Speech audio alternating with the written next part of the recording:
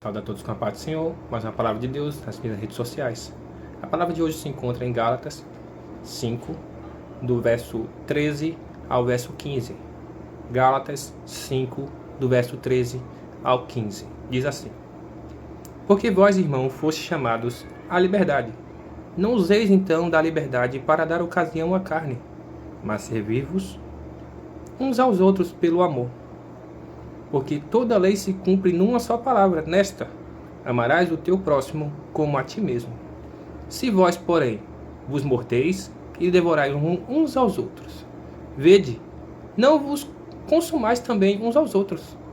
Aqui o próprio Paulo estava enviando uma carta para Gálatas, a cidade que se encontrava na Galácia, e o próprio Paulo já sabia o que ia acontecer naquela igreja, que muitas pessoas ali se confrontavam entre si, se destruíam entre si com palavras, com ofensas, com ocasiões de dar lugar à carne. Hoje em dia não mudou. O povo de Deus ainda dá do mesmo modo.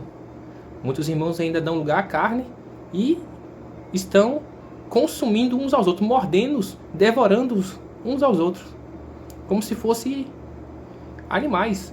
Mas o próprio Paulo colocou aqui no capítulo 14, ou no versículo 14 do capítulo 5 de Gálatas: amarás o teu próximo como a ti mesmo. Porque essas pessoas que combatem o próximo, que destroem, que consomem o próximo, elas estão provando que está faltando algo nela: o amor.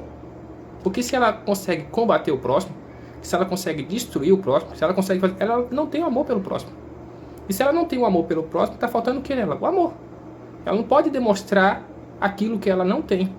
Então, se ela demonstra falta de amor, ela está sem o amor. Então, a nossa igreja de hoje precisa reconectar-se com essa parte do amor. Porque o amor em muitas igrejas já se perdeu. Em muitas igrejas já não existe mais amor.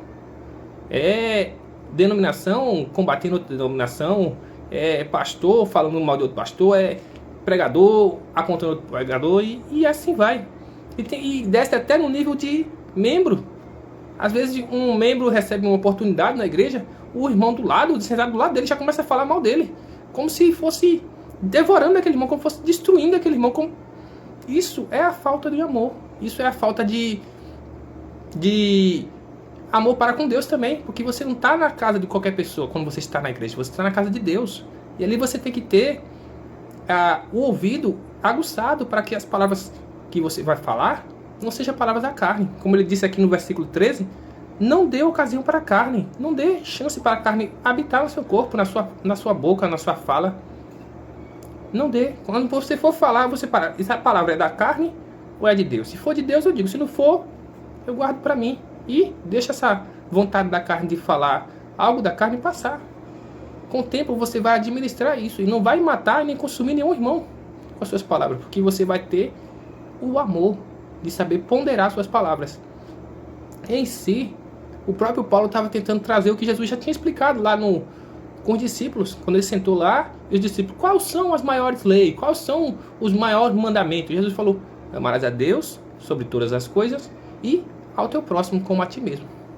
Mas depois, seguindo o caminho da jornada de Cristo, Jesus mesmo falou: mas no final dos tempos surgiriam homens amantes só de si mesmo. Amará só, eles vão se amar só a si próprio, não vão amar o próximo não.